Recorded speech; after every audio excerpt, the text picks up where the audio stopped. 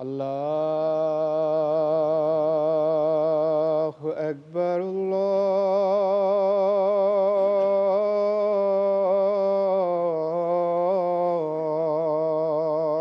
اکبر اللہ اکبر اللہ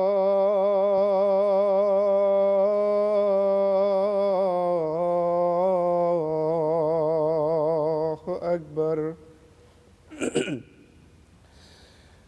أشهد أن لا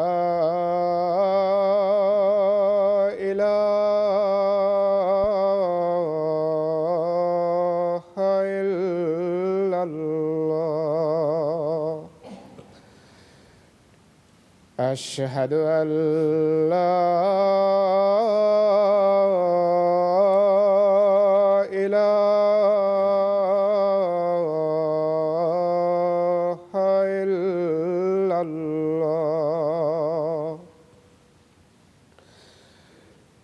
أشهد أن محمدًا رسول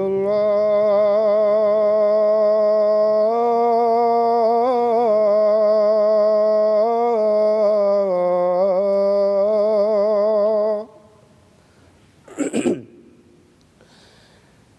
أشهد أن محمدًا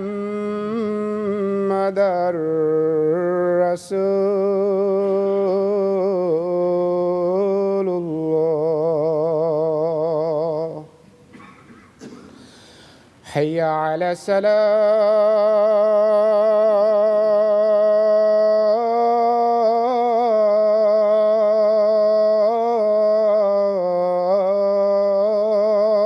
الصلاة حي على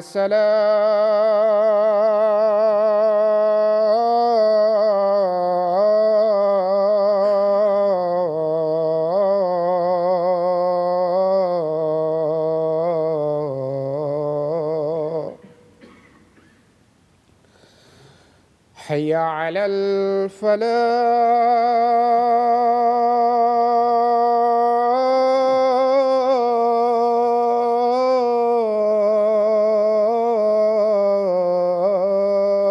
الفلاح حي على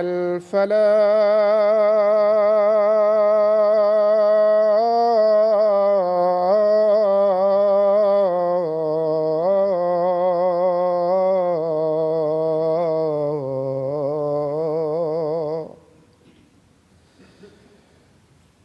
الله أكبر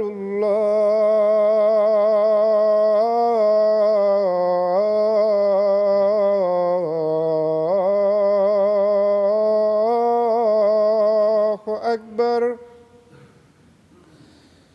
لا إله إلا الله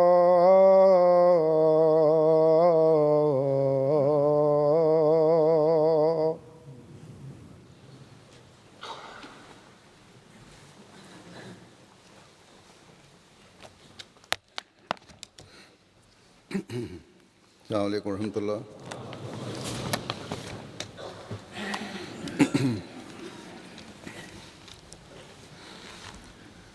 أشهد أن لا إله إلا الله وحده لا شريك له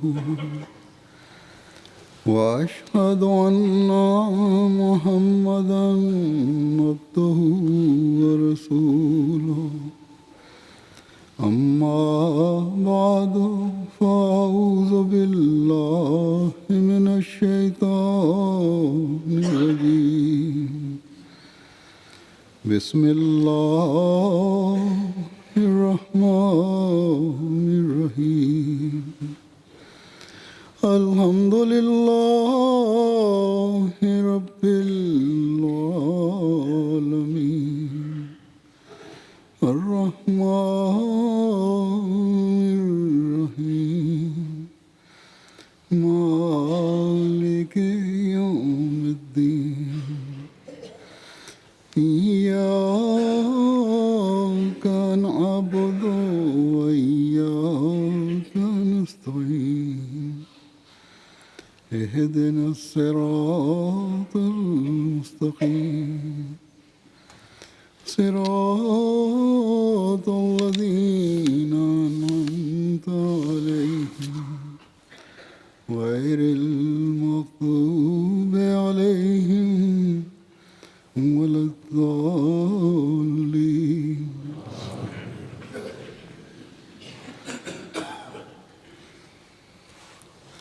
میں نے صحابہ حضرت مسیح موعود علیہ الصلوۃ والسلام کے واقعات اور روایات کا جو سلسلہ شروع کیا ہوا ہے، اس کے جو مختلف عنوان بنائے تھے وہ بیان ہوتے رہے. آج کا خطبہ اس سلسلہ کا آخری خطبہ ہوگا. ویسے میں نے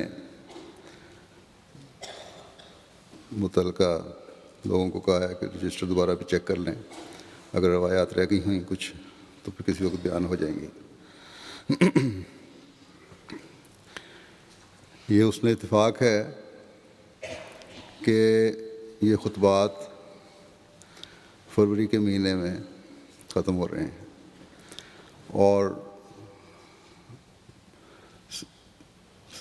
جن روایات پر ختم ہو رہے ہیں ان کا تعلق حضرت مسلم موعود رضی اللہ تعالیٰ عنہ سے متعلق ہے. ایک دو روایات میں نے گزشتہ خطبے میں بیان کر دی تھیں، اور آج تقریباً سارے ہی جو روایات ہیں یا رویا ہیں وہ حضرت مسلم موعود رضی اللہ تعالیٰ عنہ سے متعلق ہیں. 5 دن کے بعد یوم مسلم موعود بھی منایا جائے گا. 20 فروری کو منایا جاتا ہے جماعت میں. یہ اس لیے نہیں کہ مسلم موعود کی پیدائش تھی، بلکہ اس لیے کہ 20 فروری میں جو مسلم موعود کی پیش گوئی تھی حضرت مسیح موعود علیہ الصلوۃ والسلام نے فرمائی، یہ اس کے پورا ہونے کا دن اور صداقت حضرت مسیح موعود علیہ الصلوۃ والسلام کی دلیل ہے.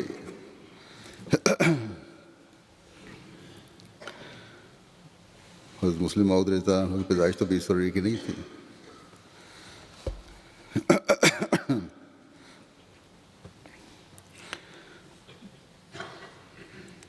بہرحال یہ جو روایات میں بیان کرنے لگا ہوں ان میں خلافت کے بارے میں، مسلم موعود کی خلافت کے بارے میں لوگوں کو اللہ تعالیٰ نے تسلیاں دلوائیں. جو لوگ پہلے غیر مباین میں شامل ہوئے تھے ان کو پھر رہنمائی اللہ تعالیٰ نے فرمائی اور دوبارہ بیعت میں آ گئے. حضرت مسلم موعود رضی اللہ عنہ نے جو اپنا زمانہ گزارا ہے بڑی سختیوں اور پریشانی کا دور تھا.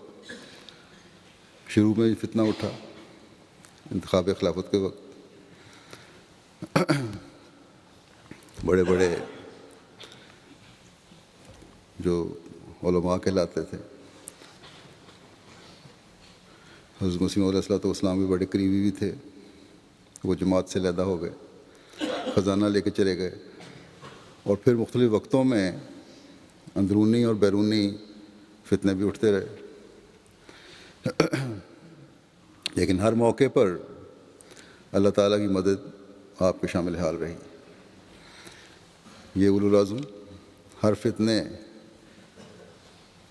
اور ہر سختی کا بڑا مردانہ وار مقابلہ کرتا رہا. بہرحال اللہ تعالیٰ نے فضل فرمایا، آخر وہی جماعت ترقی کرتی رہی، اور آج ہم دیکھ رہے ہیں کس طرح ترقی کر رہی ہے، جس کے ساتھ خدا تعالیٰ کی تائید تھی. اور خلافت کے ساتھ جو وابستہ تھے۔ جو روایات ہیں آج کی اب میں بیان کرتا ہوں۔ حضرت شیخ محمد اسماعیل صاحب فرماتے ہیں، انہوں نے 1894 میں بیعت کی تھی۔ کہتے ہیں کہ میں نے رویا میں حضرت خلیفہ اول رضی اللہ عنہ کی زندگی میں دیکھا تھا، جو حضرت محمود کی خلافت کے متعلق تھا۔ جب حضرت خلیفہ اول کو چوٹ لگی اور آپ کو معاشرہ کی تکلیف ہوئی، یہ بیماری ہے جس کو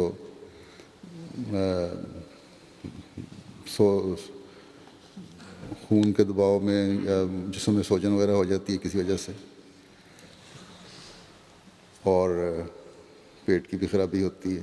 بہرحال کہتے ہیں آپ کو معاشرہ کی تکلیف ہوئی تو میں نے حضرت محمود کے ہاتھ پر ہاتھ رکھ کر یہ اقرار کیا تھا کہ میں آپ کا پہلا غلام ہوں۔ تو مجھے آپ نے فرمایا کہ سمجھ میں نہیں آیا۔ تو جناب شیخ یعقوب علی صاحب عرفانی نے بتلایا کہ ان کو بدریہ رویا اور الہام کو یہ بتلایا گیا ہے کہ ہم نے محمود کو خلیفہ بنا دیا ہے۔ حضرت امیر محمد خان صاحب، پچھلی روایتوں میں پڑھتا رہا ہوں ان کی روایتیں، امیر خان صاحب کے نام سے ان کے کسی عزیز نے مجھے لکھا کہ ان کا نام امیر محمد خان تھا۔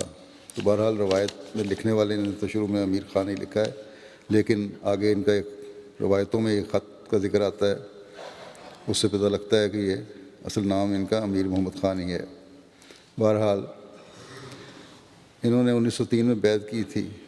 کہتے ہیں کہ 23 نومبر 1913 کو میں نے خواب کے اندر ایک سرس کا درخت دیکھا جس کے ساتھ کچھ بڑی بڑی خشک پھلیاں لٹک رہی تھیں، جس کی کھڑکھڑاہٹ سے اس قدر شور پڑ رہا تھا کہ کسی کو آواز بھی سنائی نہیں دیتی تھی۔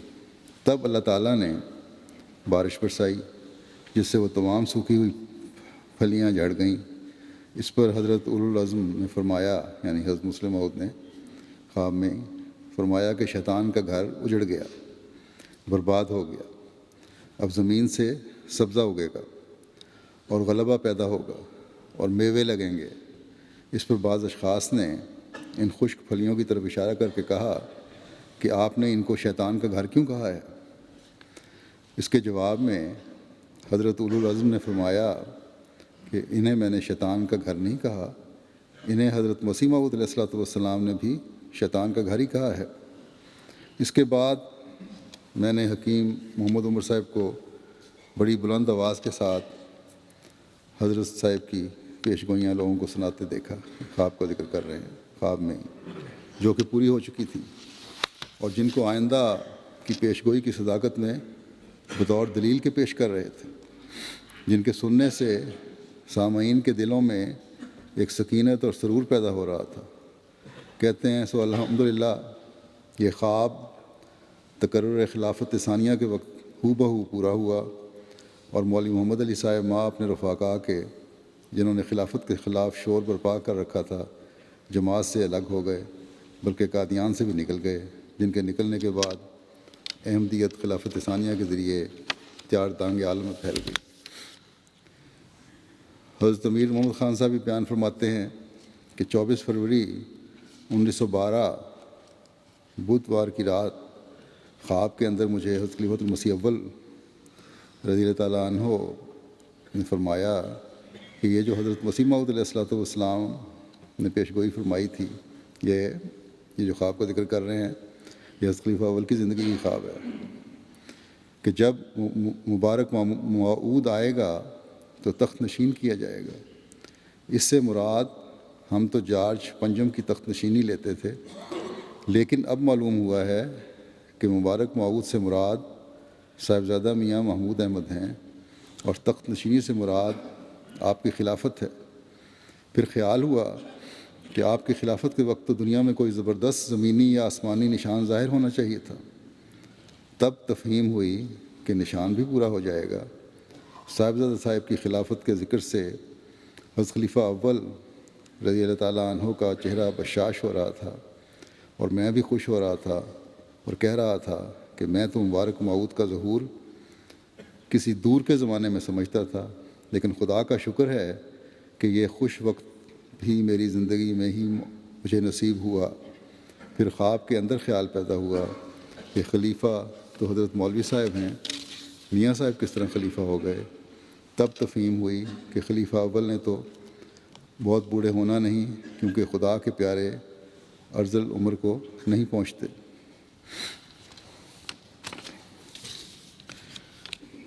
بعض لوگ موت کا سوال اٹھا دیتے ہیں، تو ان کو اس زمانے میں بھی خواب کے ذریعے اللہ تعالیٰ نے بتا دیا۔ حضرت خیر الدین صاحب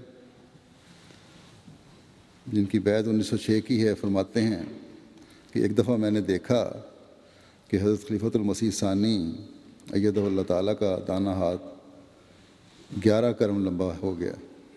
کرم ایک پیمانہ ہے جو دیہاتوں میں زمینوں کی پیمائش کے لیے استعمال کیا جاتا ہے، 5.5 فٹ کا، یعنی 55 فٹ لمبا ہو گیا۔ اس میں بتایا ہے کہ خدا تعالیٰ نے ان کو غیر معمولی طاقت عطا فرمائی ہے جس کا کوئی مقابلہ نہیں کر سکے گا۔ اسی حالت میں دیکھا کہ آپ کا چہرہ مبارک مغرب کی طرف ہے اور ایک چھوٹی سی دیوار پر رونق افروز ہیں اور آنکھوں سے آنسو جاری ہیں۔ میں نے عرض کیا کہ حضور آپ روتے کیوں ہیں؟ آپ نے فرمایا اس واسطے روتا ہوں کہ لوگ مجھے معبود نہ بنا لیں۔ حضرت خیر الدین صاحب ہی روایت کرتے ہیں کہ کچھ دن ہوئے ایک خواب دیکھا ہے کہ حضرت خلیفۃ المسیح ثانی ایدہ اللہ تعالیٰ لوگوں کو چٹھیاں دے رہے ہیں۔ وہ چٹھیاں ان آدمیوں کی ہیں جن کے مقام آسمان میں ہیں، ان کے درجے کے مطابق ہر ایک کو چٹھی دیتے ہیں۔ میں نے خیال کیا کہ میں بھی حضور سے پوچھتا ہوں کہ آیا میرے لیے آسمان میں کوئی مقام ہے؟ چنانچہ میں نے پوچھا کہ حضور میرے لیے بھی آسمان پر مقام ہے؟ آپ نے فرمایا کہ ہاں، تمہارے لیے بھی آسمان میں جگہ ہے۔ ان سب باتوں سے میں نے یہی سمجھا ہے کہ جو کچھ خاکسار کو نظر آ چکا ہے یا نظر آ رہا ہے، یہ سب کچھ نور نبوت کی شعاؤں سے ہے۔ حضرت خلیفہ نور الدین صاحب سکنہ جموں فرماتے ہیں 1891 کی ان کی بیعت ہے دسمبر کی، کہ مجھے 1931 میں کشفی حالت میں ایک بچہ دکھایا گیا جس سے سب لوگ بہت پیار کرتے تھے۔ میں نے بھی اسے گود میں اٹھا لیا اور پیار کیا۔ اگرچہ وہ چھوٹا سا بچہ ہے مگر لوگ کہتے ہیں کہ اس کی عمر 43 سال کی ہے۔ مجھے القاء ہوا کہ اس کشف میں جو بچہ دکھلایا گیا ہے وہ حضرت مرزا بشیر الدین محمود احمد خلیفۃ المسیح ہیں۔ 1931 میں آپ کی عمر 43 سال کی تھی، اور یہ جو حضرت مسیح موعود علیہ الصلوۃ والسلام کی پیشگوئی اشعار میں درج ہے کہ بشارت دی کہ ایک بیٹا ہے تیرا جو ہوگا ایک دن محبوب میرا، اس میں لفظ ایک میں بھی اشارہ 1931 کی طرف ہے، کیونکہ بحساب ابجد ایک کے عدد 31 ہیں، یعنی الف یہ کاف ایک جو ہے اس کے عدد جو ہیں وہ 31 بنتے ہیں ابجد کے حساب سے۔ اور روحانی تقیہ کمال بھی 40 سال کے بعد شروع ہوتا ہے، اس لیے اس کشف میں بچہ 43 کا دکھایا گیا۔ حضرت رحم الدین صاحب والجمال الدین صاحب فرماتے ہیں، بیعت ان کی 1902 کی ہے، کہ خلافت ثانیہ کے وقت میں نے رویا دیکھا کہ مولوی محمد علی صاحب ایم اے کرسی پر بیٹھے ہیں اور میاں صاحب خلیفہ ثانی پاس کھڑے ہیں۔ تب میرے دیکھتے دیکھتے مولوی محمد علی صاحب کا چہرہ اور جسم چھوٹا ہونا شروع ہوا اور بالکل چھوٹا ہو گیا جیسے بچے کا جسم ہوتا ہے، اور حضرت میاں صاحب کا جسم بڑھتے بڑھتے بہت لمبا، یعنی آپ کے قد سے بھی زیادہ قد وغیرہ ہو گیا اور بڑے روب و جلال والا ہو گیا۔ تب میں بہت متعجب ہوا، اور جس وقت صبح ہوئی تو تمام شکوک و شبہات دل سے نکل گئے اور میں نے آپ کی بیعت کر لی۔ پہلے ان کے دل میں کچھ شکوک تھے، الحمدللہ علی ذالک۔ پھر حضرت امیر خان محمد خان صاحب کی روایت ہے کہتے ہیں جن دنوں قبل از خلافت حضرت امیر المومنین خلیفۃ المسیح ثانی حج کو تشریف لے گئے تھے، ان ایام میں میں نے خواب کے اندر مسلمانوں کو کفار کے ہاتھ گھرے ہوئے دیکھا، یعنی کفار نے مسلمانوں کو گھیرا ہوا ہے۔ جب کوئی صورت چارہ کار نہ رہی تو ہم میں سے ایک شخص آسمان کی طرف اڑا اور وہ آسمان سے قوی ہیکل مخلوق کو ساتھ لایا، جس نے آتے ہی کفار کو بھگا دیا۔ چنانچہ میں نے یہ خواب حضرت اولو العزم کی خدمت بابرکت میں آپ کے حج کے سفر میں مکہ مدینہ میں تحریر کیا اور عرض کیا کہ حضور کا یہ سفر خدا کی رضا اور اس کے قرب کے حصول کا ذریعہ ہو، اور خواب میں نے جو کسی کو آسمان پر جاتے دیکھا اس سے مراد آپ کا سفر حج ہو، اور قوی ہیکل مخلوق کے نزول سے آپ کی دعاؤں کے ذریعے فرشتوں کا نزول ہو، جن کے ذریعے خدا تعالیٰ کفار کو نیست و نابود کرے۔ چنانچہ میرا خیال ہے کہ حضور نے حج سے واپسی پر مسجد نور میں تقریر فرماتے ہوئے میرے اس خط کا ذکر فرمایا تھا۔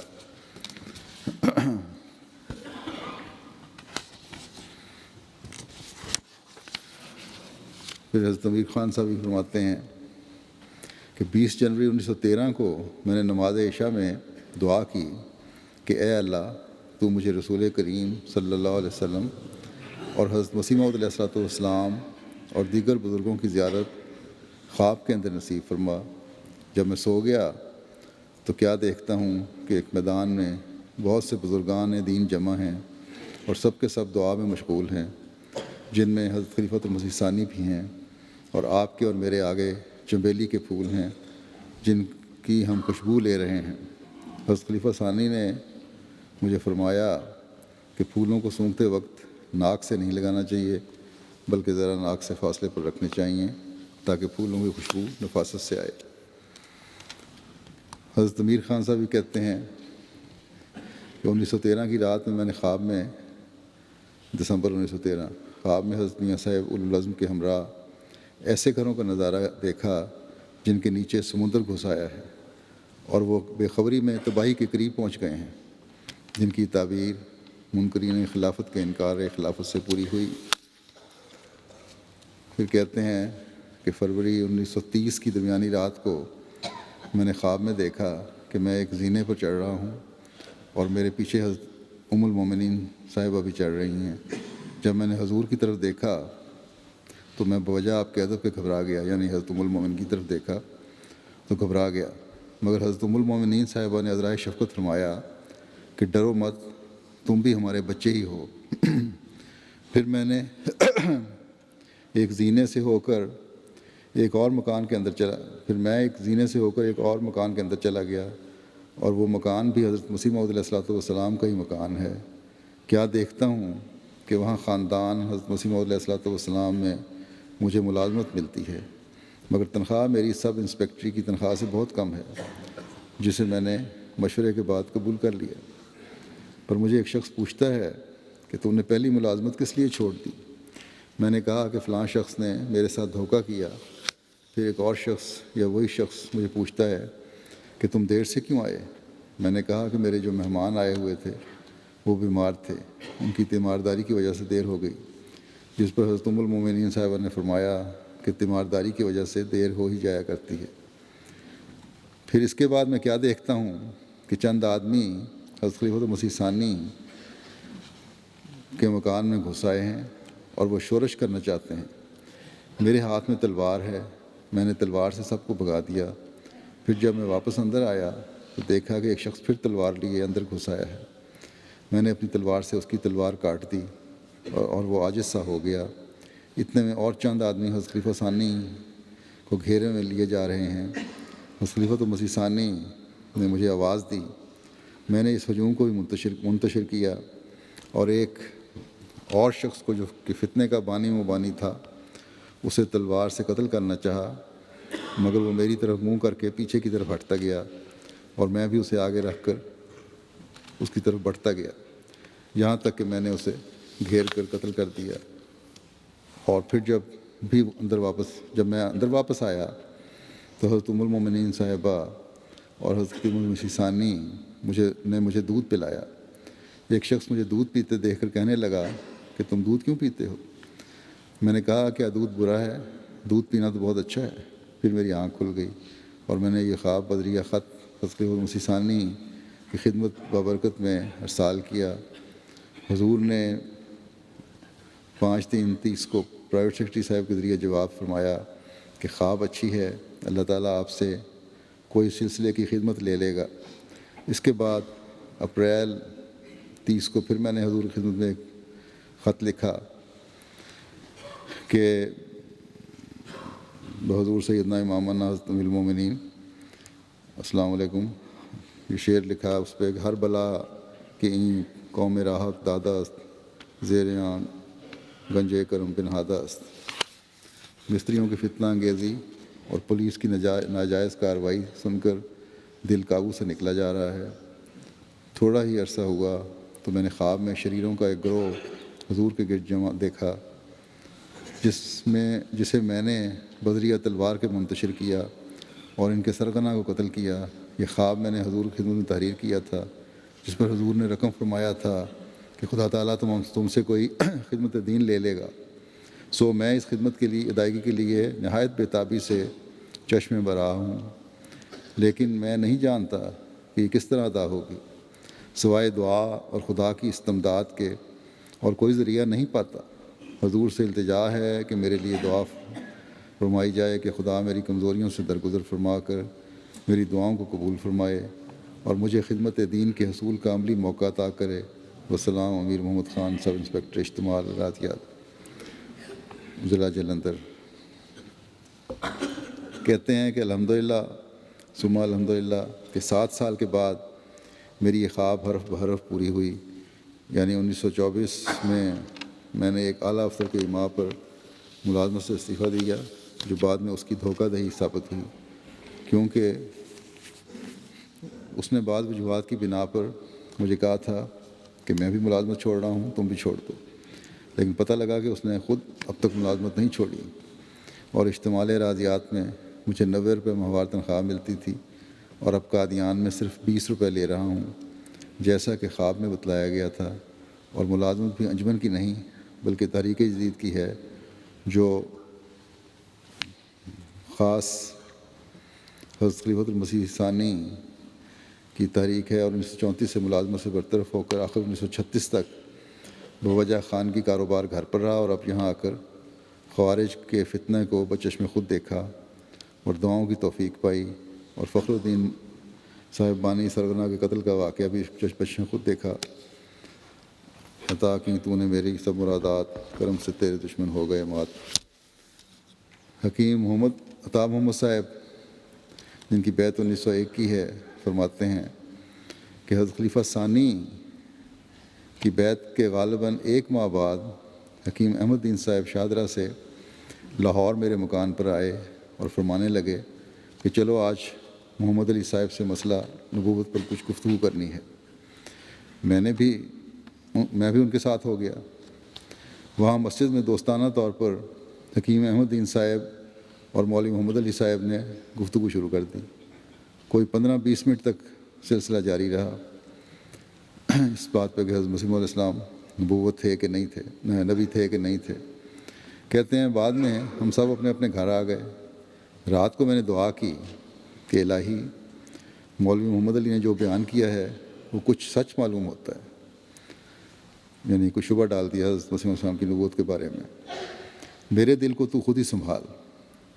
میں نے رات کو خواب میں دیکھا کہ حضرت مسیح علیہ السلام تیزی سے گھبرائے ہوئے آئے ہیں اور فرمایا کہ وہ دیکھو۔ میں نے دیکھا کہ ایک کبوتر باز نہایت غصے سے بھرا ہوا اس کبوتر کی طرف دیکھ رہا ہے جو کہ دوسرے کبوتر باز کی چھتری پر جا بیٹھا ہے۔ پھر حضرت مسیح علیہ السلام نے فرمایا کہ دیکھو، کبوتر باز کو جو کہ دوسرے کی چھتری پر جا بیٹھے نہایت حقارت سے دیکھتے ہیں، اس لیے تم بھی کبھی پیغام بلڈنگ میں نہ جایا کرو۔ میں نے عرض کیا کہ حضرت میں کبھی نہیں جاؤں گا۔ پھر میری نیند کھل گئی اور اللہ کے فضل کا شکریہ ادا کیا۔ ڈاکٹر عبدالغنی صاحب کڑک فرماتے ہیں، جنہوں نے 1907 میں بیعت کی، کہ زمانہ گزرتا گیا اور حضرت خلیفہ اول رضی اللہ عنہ کی وفات ہو گئی۔ نیروبی کے تمام احمدیوں نے اس وقت حضرت خلیفہ ثانی کی بیعت کر لی، مگر میں اور محمد حسین صاحب بٹ مرحوم اور خواجہ قمر الدین صاحب مرحوم محروم رہے اور ہم نے بیعت نہ کی۔ بعد ازاں مجھے ہندوستان جانے کا موقع ملا تو میں ملازمت سے الگ ہو گیا تھا، لڑائی شروع ہو گئی اور میں ہندوستان میں رہا، اور پھر وہیں ہندوستان میں مجھے میڈیکل کالج لاہور میں ہیڈ لیبارٹری اسسٹنٹ کی ملازمت مل گئی۔ ان دنوں میں پیغام بلڈنگ میں بہت جایا کرتا تھا اور طبیعت کا رجحان اور خیالات اہل پیغام کے ساتھ ہی تھے۔ وہاں نماز پڑھا کرتا، درس بھی وہیں سنا کرتا، اور وقتاً فوقتاً اختلافی مسائل پر تبادلہ خیالات بھی ہوتا رہتا تھا۔ جناب ڈاکٹر مرزا یعقوب بیگ صاحب مرحوم سے میں نے ایک دفعہ دریافت کیا کہ اس اختلاف میں کون حق بجانب ہے؟ اس کے جواب میں ڈاکٹر صاحب مرحوم نے کہا کہ سمجھدار لوگ تو سب ہمارے ساتھ ہیں، جتنے بڑے بڑے سمجھدار ہیں وہ تو ہمارے ساتھ آ گئے ہیں۔ انہی دنوں میں حاجی محمد موسیٰ صاحب کی دکان پر بھی جایا کرتا تھا۔ وہاں منشی محبوب عالم صاحب جو آج کل راجپوت سائیکل ورکس کے پروپرائٹر ہیں، ان سے بھی ملا کرتا تھا اور اختلافی مسائل پر گرما گرم گفتگو ہوا کرتی تھی۔ منشی صاحب کچھ سخت الفاظ بھی استعمال کیا کرتے تھے، مگر میں سمجھتا تھا کہ منشی صاحب سخت کلامی کرتے ہیں، چنانچہ منشی صاحب نے عادتاً کرتے ہیں۔ چنانچہ منشی صاحب نے ایک دفعہ مجھے کہا کہ تم پیغام بلڈنگ میں کیا کرنے جاتے ہو؟ میں نے کہا کہ قرآن مجید کا درس دینے جاتا ہوں۔ تو کہنے لگے کہ روزانہ وہاں سننے جاتا ہوں، ہونا چاہیے میرا خیال ہے۔ کہنے لگے کہ روزانہ وہاں جاتے ہو، آج ہمارے ساتھ بھی قرآن مجید سننے کے لیے چلو۔ ان دنوں نماز میاں چراغ الدین صاحب مرحوم کے مکان پر ہوا کرتی تھی اور درس بھی وہیں ہوتا تھا جو حضرت مولانا غلام رسول صاحب راجے کی دیا کرتے تھے۔ جب میں پہلی دفعہ گیا تو پارہ سیقول کی کہ پہلے ہی رکوع کا درس تھا، دوسرے پارے کا۔ مولانا راجے کی صاحب ایک روانی کے ساتھ مستحکم اور مدلل طور پر قرآن مجید کی تفسیر کر رہے تھے، جو میں نے اس سے پیشتر کبھی نہ سنی تھی۔ اس وقت مولوی صاحب کی شکل کو جب میں نے دیکھا تو میرا خیال تھا کہ یہ شخص تو کوئی جاٹ معلوم ہوتا ہے، اس نے کیا درس دینا ہے؟ مگر میری حیرانی کی کوئی حد نہ رہی جب میں نے دیکھا کہ مولوی صاحب نکات و معارف کا دریا رواں ہیں مولوی صاحب سے۔ چنانچہ میں نے منشی محبوب عالم صاحب کے پاس بھی مولوی صاحب کی تعریف کی۔ اس پر انہوں نے کہا کہ تمہارے مولوی محمد علی صاحب نے بھی ان سے قرآن کا علم حاصل کیا ہے۔ ان دنوں میں کچھ تذبذب کی حالت میں تھا کہ میں نے ایک رویا دیکھی کہ ایک مسجد ایسی ہے جیسی کہ بٹالہ کی جامعہ مسجد، اور اس مسجد کے عین وسط میں بیٹھے ہوئے مجھے خیال آ رہا ہے کہ پانی کہیں سے لے کر وضو کر کے نماز پڑھیں۔ ادھر ادھر دیکھ کر میں نے خیال کیا کہ پانی وہاں نہیں ہے، یہ سوچا مسجد میں بیٹھے ہوئے کہ پانی اس مسجد میں نہیں ہے، اس لیے میں نے بالمقابل پانی کی تلاش میں گیا تو ایسا ہوتا ہے کہ ایک مسجد جیسا کہ وہ پیغام بلڈنگ کی مسجد ہے جس میں پانی کی نلکیاں لگی ہوئی ہیں۔ میں وہاں پر وضو کرنے کے لیے نلکی کھولتا ہوں تو ایسا معلوم ہوتا ہے کہ پہلے صاف پانی آیا ہے، مگر بعد گدلا سا پانی جس میں میل کی سی کثافت ہے، جس کو پنجابی میں پنا اور انگریزی میں الجی کہتے ہیں، کائی جو کہتے ہیں، وہ نکلی ہے پانی میں سے اور میرے ہاتھوں پر پڑ گیا، جس سے میں نے یہ خیال کیا یہ تو بڑا میلا پانی ہے، اور وہ بھی ختم بھی ہو گیا۔ اس کے بعد میں نے اسی مسجد کی طرف، یعنی جو پہلی مسجد تھی جہاں بیٹھا ہوا تھا، واپسی کا ارادہ کیا، اور وہ دیوار جو اونچی معلوم ہوتی ہے اس پر میں چڑھ رہا ہوں۔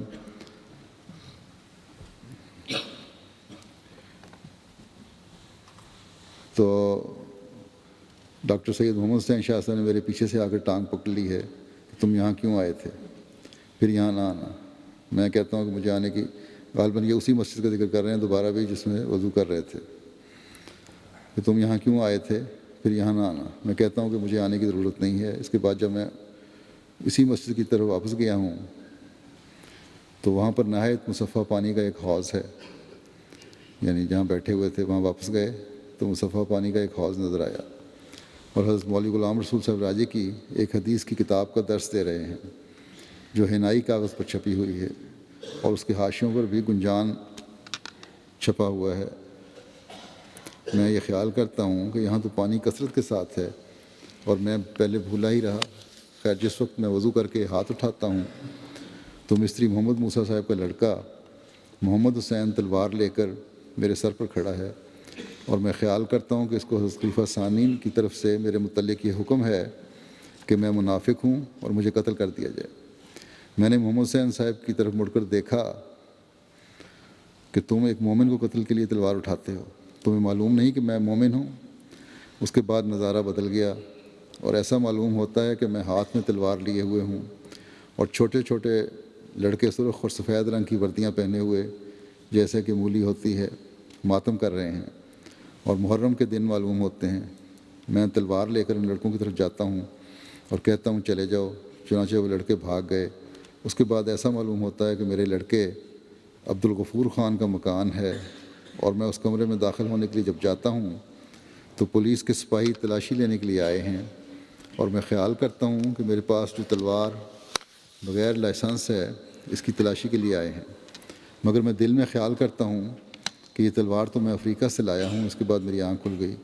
اس رویا کو میں نے شاید چند ایک دوستوں کے پاس بھی بیان کیا، اور شاید مجھے مستری محمد موسیٰ صاحب نے کہا کہ کاش کہ خواب میں قتل کر دیے جاتے تو بہت اچھا ہوتا، کہ منافقت بالکل مٹ جاتی۔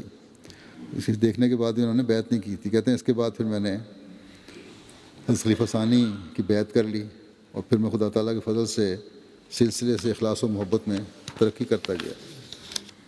حضرت خیر الدین صاحب بھی فرماتے ہیں کہ جب احرار کا فتنہ بھڑکا تو خاکسار نے دیکھا کہ حضرت امیر المومنین کے ایک طرف یوسف نامی شخص لیٹا ہوا ہے اور دوسری طرف حضور کے شیر محمد لیٹا ہوا ہے۔ تو اس میں جناب الہی نے یہ بتایا کہ واقعہ میں یہ یوسف تو ہے، مگر بعض لوگ حضور کی ترقی کو دیکھ کر جل رہے ہیں، مگر اس کے ساتھ کیونکہ غیر معمولی خدائی طاقت ہے اس لیے جلنے والے کچھ نہیں کر سکیں گے۔ گویا یہ خواب حضرت مسیح موعود علیہ السلام کے اس شعر کے مطابق ہے، یوسف تو سن چکے ہو وہ ایک چاہ میں گرا تھا، یہ چاہ سے نکالے اس کی صدا یہی ہے۔ حضرت ڈاکٹر نعمت خان صاحب بیان کرتے ہیں 1896 کی ان کی بیعت ہے کہ جب خلافت ثانیہ کا وقت آیا تو میں نے بیعت کا خط حضرت امیر المومنین کی خدمت میں لکھا، اور ان دنوں میں شاید رخصت پر ریاست نادوم ضلع کانگڑا میں اپنے گھر پر تھا۔ مجھے یاد پڑتا ہے کہ ان کا خط ہے، یعنی ذکر کر رہے ہیں حضرت مولوی غلام حسین صاحب پشاوری کا، ان کا خط آیا۔ یہ حضرت سیدنا مرزا بشیر احمد صاحب کے سسر تھے، لیکن انہوں نے پہلے شروع میں بیعت نہیں کی تھی بلکہ پیغامیوں کے ساتھ چلے گئے تھے۔ کہتے ہیں ان کا مجھے خط آیا اور اس میں یہ لکھا تھا کہ بیعت فسخ کرنے کے متعلق کر دو، یہ لکھا ہوا تھا اس میں، خلیفہ ثانی کی بیعت جو ہے وہ فسخ کر دو۔ کیونکہ میرا تعلق ان سے بہت عرصہ رہا تھا، اس لیے اصلیت کو نہ سمجھا، اور میں نے فسخ بیعت کے متعلق پیغام صلح میں لکھ دیا، اعلان ہو گیا، اور ان کے ساتھ یعنی پیغامیوں کے ساتھ پھر میں ہو گیا۔ لیکن یہ اللہ تعالیٰ کا احسان ہے کہ خاندان نبوت کے متعلق میرے وہی خیالات رہے جو پہلے تھے، اور کبھی مجھ سے بے ادبی کے الفاظ نہ نکلے۔ یعنی حضرت مسلموں کی جو اولاد تھی، حضرت خلیفہ ثانی وغیرہ، ان کے متعلق کوئی بے ادبی کے الفاظ نہیں نکلے۔ یہی حالت مدت تک رہی۔ ان کے ایک دو جلسوں میں بھی شامل ہوا۔ یہ ان کا میں نے ذکر کیا ہے نا مولوی غلام حسین صاحب کا، شروع میں تو انہوں نے بیعت نہیں کی تھی، لیکن 1940 میں انہوں نے پھر بیعت کر لی تھی اور مباین میں شامل ہو گئے تھے، پھر قادیانی آ کے رہے ہیں۔ بہرحال یہ کہتے ہیں کہ ایک دو جلسوں میں شامل ہوا۔ 1930 یا اس سے پہلے ایک رات میں نے خواب میں دیکھا کہ ایک بڑی حویلی سمندر کے کنارے پر ہے، اور پانی کی لہریں زور شور سے اس کے ساتھ ٹکراتی ہیں اور بہت شور ہوتا ہے۔ اس حویلی کے اندر سے مولوی محمد علی نکلے تو کیا دیکھتا ہوں کہ ان کے چہرے کا نصف حصہ سفید اور نصف سیاہ تھا۔ میرے دل میں خیال ہوا کہ ان کی پہلی زندگی یعنی پہلی حالت حضرت مسیح موعود علیہ السلام کے زمانے کی اچھی تھی، اور اس کے بعد کی سیاہ ہو گئی۔ اس کے بعد جب اللہ تعالیٰ اپنے بندے کو ہدایت کی طرف لاتا ہے تو اس کے اسباب بھی ایسے پیدا کر دیتا ہے جو اس کی ہدایت کا موجب ہو جاتے ہیں۔ میں 1932 میں اپنے گھر پر تھا، میرے اہل خانہ سرگودا میں تھے، تو ڈاکٹر محمد یوسف صاحب امریکہ والوں کا جو میرے رشتہ دار ہیں خط پہنچا کہ آپ بہت جلد قادیان آ جائیں، کیونکہ میں نے امریکہ جانا ہے اور مکان کا بنوانا آپ کے ذمہ ہے، یہ قادیان میں جو مکان بنوانا تھا اس کی نگرانی آپ کریں۔ کہتے ہیں اس پہ میں اپریل 1932 میں قادیان آ گیا اور مکان تیار کرایا، میرے اہل خانہ بھی یہاں آ گئے۔ یہاں آ کر دیکھا تو عجیب ہی کیفیت نظر آئی، نیا آسمان اور نئی دنیا نظر آنے لگی۔ نمازوں میں شامل ہونا، حضرت صاحب کے خطبات کا سننا، تقریروں کا سننا، اس نے ایسا اثر ڈالا کہ جو مغالطے دیے گئے تھے وہ آہستہ آہستہ دور ہونے لگے۔ اتفاق سے میں قادیان سے نادوں گیا تو محاشا محمد عمر تبلیغ کے واسطے وہاں آئے ہوئے تھے۔ اثناء گفتگو مجھے کہنے لگے کہ آپ بیعت کا فارم بھر دیں۔ میں نے بیعت کا فارم بھر دیا اور دل کی سب قدورتیں دور ہو گئیں، اور خداوند تعالیٰ نے اپنے فضل کے سائے میں لے لیا اور مجھ جیسے عاصی کو دوبارہ زندگی بخشی، ورنہ میرے ساتھی ابھی تک نخوت کی ذلت میں پھنسے ہوئے ہیں۔ دل تو ان کا اندر سے محسوس کرتا ہے کہ ہم نے بڑی غلطی کی، لیکن ظاہراً عمارت ان کے حق کے قبول کرنے میں مانے ہے، اور یہی ان کا جہنم ہے جس میں وہ ہر وقت پڑے جلتے ہیں۔ دل تو ان کا چاہتا ہے کہ مان لیں، لیکن ناک کے کٹنے کا خوف ہے۔ خداوند تعالیٰ ہدایت دے۔ میرے حال پر تو اللہ تعالیٰ نے خاص فضل کیا۔ قریباً 2 سال کا عرصہ ہوا کہ ایک رات خواب میں دیکھتا ہوں کہ آسمان سے ایک سنہری صندوق منقش ہوئے بہت ہی چمکدار روشن اترا اور معلق ہوا میں آ کر ٹھہر گیا۔ اتنے میں ایک تاج منقش سنہری اترا اور اس صندوق پر ٹھہرنا چاہتا ہی تھا کہ میں نے پرواز کر کے اس کو اپنے دونوں بازوؤں سے تھام لیا۔ اس کا تھامنا تھا کہ تمام دنیا کے کناروں سے یک زبان آواز سنائی دی کہ اسلام کی فتح، اور ایسا شور ہوا کہ میری آنکھ کھل گئی، اور اسی وقت میرے دل میں ڈالا گیا تھا کہ تاج برطانیہ کا ہے۔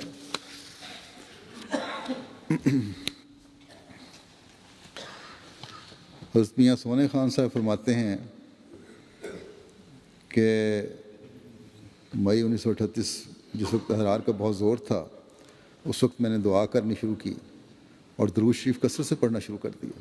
احرار نے جماعت کے خلاف بہت زیادہ شورش اٹھائی تھی کہ یا رب میرے پیر کی عزت رکھیں، دشمن کا بہت زور ہے۔ تو مجھ کو سرور کائنات محمد مصطفیٰ صلی اللہ علیہ وسلم کی خواب میں زیارت ہوئی۔ کیا دیکھتا ہوں کہ 3 اونٹ ہیں، ان ہر ایک اونٹ پر حضرت محمد رسول اللہ صلی اللہ علیہ وسلم اور ابو بکر بھی اس کے اوپر ہیں، ان ہر ایک اونٹ پر، اور صحابی دوسرے اونٹوں پر بیٹھے ہوئے تھے۔ رسول کریم صلی اللہ علیہ وسلم کی جناب نے فرمایا کہ سونے خاں تم آ گئے ہو، جاؤ، اور قدم آہستہ آہستہ چلنا تاکہ دشمن پر رعب ہو جاوے۔ حضور کا غلام آگے آگے چلا۔ جب 10 قدم چلا تو حکم ہوا کہ سونے خاں تم پیچھے ہو جاؤ، تمہارا پاؤں شور کرتا ہے۔ سرور کائنات اونٹ سے اتر کر پیادہ ہو کر آگے چلنے لگے۔ جب مسجد مبارک کے پاس پہنچے، قادیان کی مسجد مبارک کے، تو سب صحابی اونٹوں سے اتر گئے۔ حضرت محمد رسول اللہ صلی اللہ علیہ وسلم مسجد مبارک میں بھی چلے گئے۔ سب صحابیوں کو مسجد مبارک میں چھوڑ کر صحابی بھی ساتھ مسجد مبارک میں چلے گئے۔ پھر کھڑکی جو لگی ہوئی ہے مسجد مبارک کی، وہاں سے گزر کر خلیفہ ثانی کے گھر پہنچ گئے، یہاں ان کی خواب ختم ہوتی ہے۔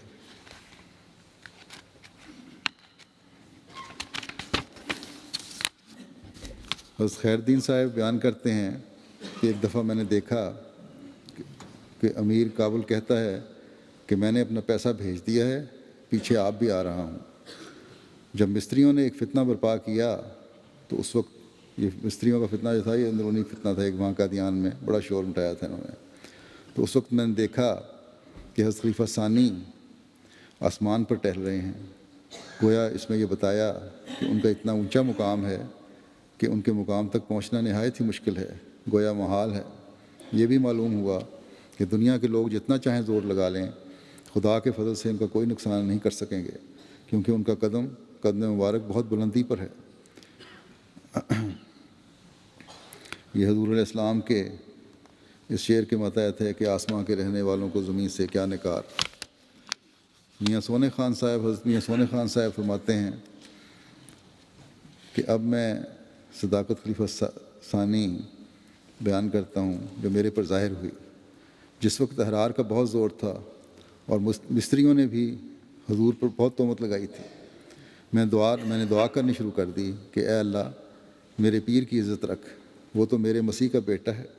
بہت دعا کی اور بہت درود شریف اور الحمد شریف پڑھا اور دعا کرتا رہا۔ خواب عالم شہود میں ایک شخص میرے پاس آیا، اس نے بیان کیا کہ مشرق کی طرف بوڈھا گاؤں میں مولوی آئے ہوئے ہیں، وہ کہتے ہیں کہ احمدیوں کو ہم نے جڑ سے اکھیڑ دینا ہے، اور بندے اور برکت علی احمدی اور فتح علی احمدی کو ساتھ لے کر اور بندہ یعنی یہ میاں سونے خان صاحب کہتے ہیں کہ میں اور برکت علی احمدی اور فتح علی احمدی کو اپنے ساتھ لے کر خواب میں ہی ان کی طرف روانہ ہوا۔ یہاں مولوی آئے ہوئے تھے۔ جب ہم موزہ پنڈ دری کا پہنچے، اس وقت نماز عصر کا وقت ہو گیا۔ میں نے امام بن کر ہر دو احمدیوں کو نماز پڑھانی شروع کر دی۔ اتنے میں خیرت خان اور غلام غوث احمدی پگلانہ بھی آ گئے۔ میں نے آسمان کی طرف دیکھا، آسمان پر دو چاند ہیں، ایک چاند بہت روشن ہے، دوسرا چاند جو مربع شکل اس کے ساتھ لگا ہوا ہے وہ بے نور ہے، روشنی نہیں ہے۔ میرے دیکھتے دیکھتے اس میں روشنی ہونی شروع ہو گئی، غرض کہ وہ چاند دوسرے چاند کے برابر روشن ہو گیا۔ میں نے دعا کی، یہ دونوں ایک قسم کے روشن ہو گئے۔ اس وقت مجھے آواز آئی کہ پہلا چاند مرزا صاحب مسیح موعود ہیں اور یہ دوسرا چاند جو اب روشن ہوا ہے یہ میاں بشیر الدین محمود احمد خلیفہ ثانی ہیں۔ جیسا کہ میں نے کہا، مستریوں کا بھی بڑا فتنہ تھا قادیان میں اٹھا، جس میں خلیفہ ثانی میں بڑے غلیظ الزامات بھی ان لوگوں نے لگائے تھے، مقدمہ بھی قائم کیا تھا۔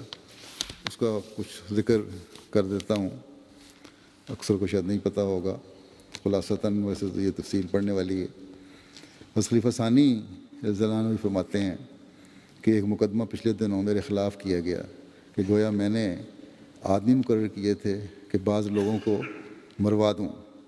یہ وہ لوگ تھے جو مشین سیویاں کی دکان سے تعلق رکھتے ہیں، اور انہی کی طرف سے یہ مقدمہ کیا گیا تھا۔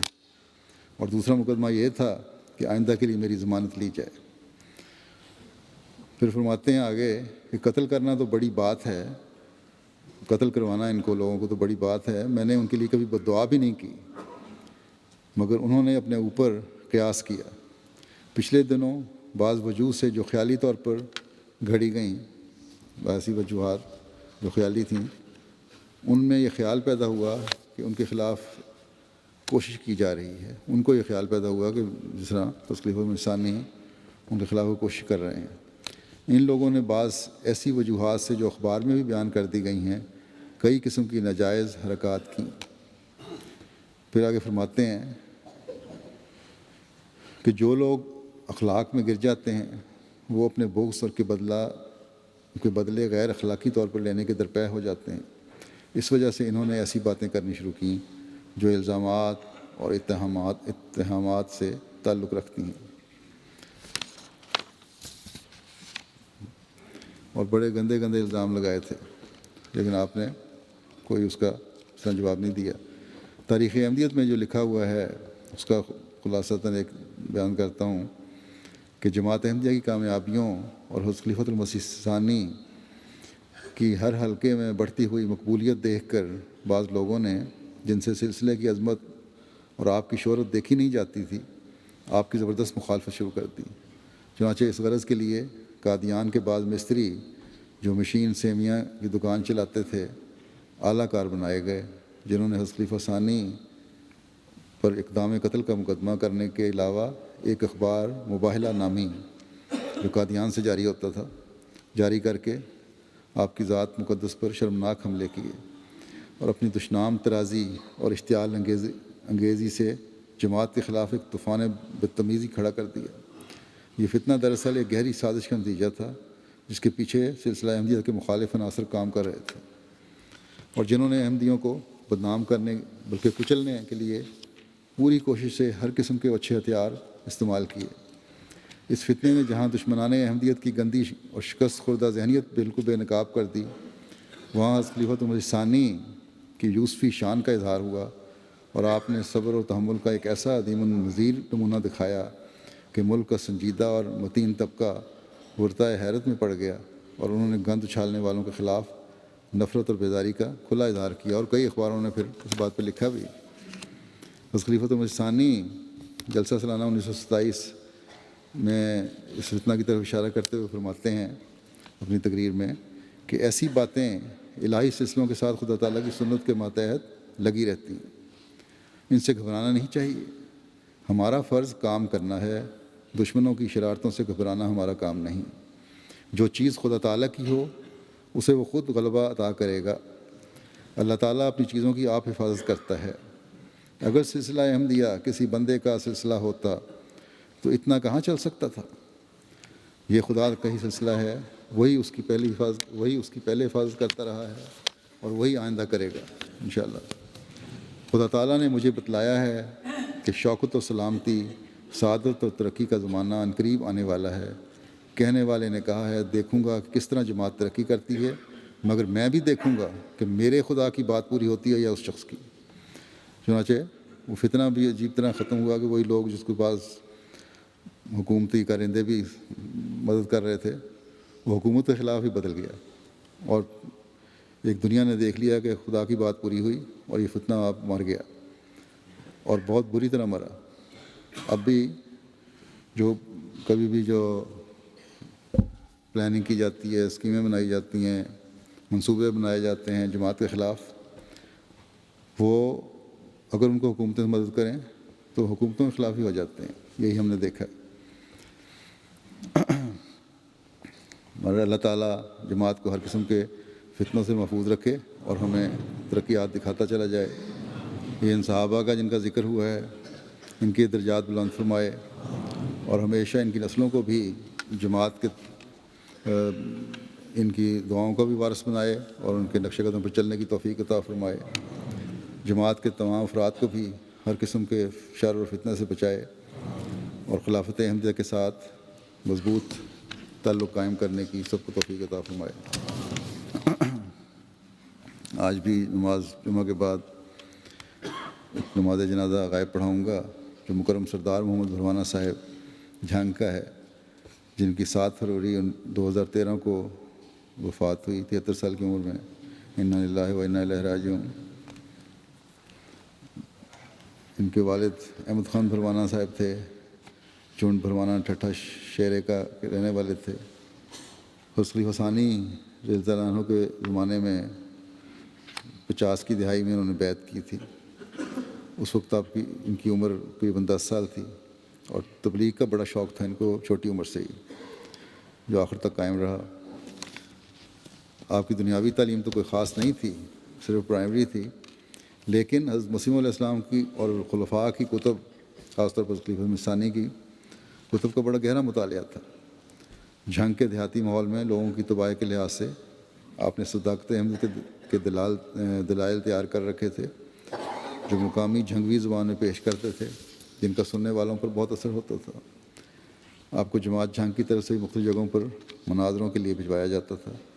تبلیغ کے سلسلے میں اس قدر نڈر تھے کہ لوگوں اور جگہ کی کبھی پرواہ نہیں کی، اور دشمنوں کے درمیان بھی بلا جھجک چلے جایا کرتے تھے، احمد کی سچائی کا اظہار کرتے تھے۔ کئی دفعہ مد مقابل چیب جبیں ہو کر اور چھیٹ کندوں کا استعمال کرتے، لیکن یہ بات کبھی بھی ان کی تبلیغ اور اظہار حق کے راستے میں روک نہیں بنی۔ علاقے کے ان کی عادات سے واقف تھے علاقے کے اکثر لوگ۔ ان کی موجودگی میں کبھی کسی کو احمدیت پر اعتراض کرنے کی ضرورت نہیں ہوتی تھی۔ انہیں تبلیغ کے لیے کسی بھی جگہ کسی بھی وقت بلایا جاتا، کبھی انکار نہ کرتے، بلکہ سب مصروفیات چھوڑ کر وہاں پہنچ جاتے۔ ان کے ایک بیٹے عبدالشافی بھروانہ صاحب سیرا لیون میں مبلغ سلسلہ ہیں، اور یہی ایک ہی بیٹے ہیں ان کے اکلوتے۔ وہ لکھتے ہیں کہ ایک مرتبہ مجھے اپنے ساتھ لے گئے، اور تمام رات اپنے ایک دوست کو جو ان دنوں جھنگ آیا ہوا تھا، صداقت احمدیت کے دلائل سمجھاتے رہے، اس کے تمام سوالوں کا نہایت تحمل سے جواب دیتے اور پھر اس سے کہتے کہ اور کوئی بات بتاؤ جو تمہیں احمدیت قبول کرنے سے روکتی ہو، اور پھر اس کے سوال کے ہر پہلو کو کافی شافی جواب دیتے۔ یہ سلسلہ صبح تک چلا، ساری رات اس طرح رہا۔ واپس جانے کے بعد جب چلے گئے اپنے علاقے میں واپس وہ دوست، اس دوست نے بیعت کر لی اور اپنے گھر ایک خط لکھا جو ان کے گھر والوں نے مجھے دکھایا کہ اس میں تحریر تھا کہ میں ایک دیہاتی شخص سے ملا جو تمام دن مجھے مویشیوں میں الجھا نظر آتا تھا، لیکن ایک رات میں نے اس کی باتیں سنی تو مجھے علم کا ایک دریا نظر آیا۔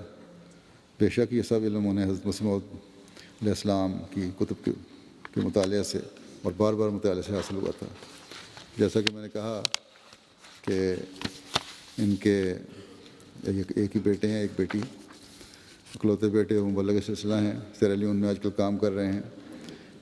جلسہ بھی وہاں ہو رہا تھا پچھلے ہفتے، اور اس کی مصروفی کی وجہ سے بھی اور مجبوریوں کی وجہ سے بھی جا نہیں سکے، اپنے باپ کے جنازے میں شامل نہیں ہو سکے، اور بلکہ پوچھا تک بھی نہیں جانے کا انہوں نے، اس وجہ سے مجھ سے کہ کیونکہ جلسے کی مصروفیات ہیں۔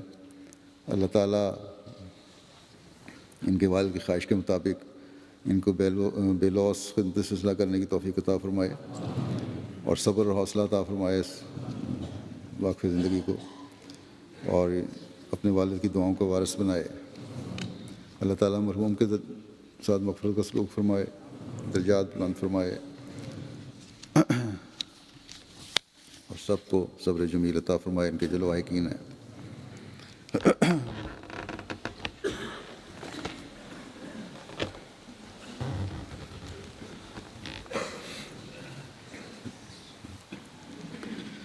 الحمد لله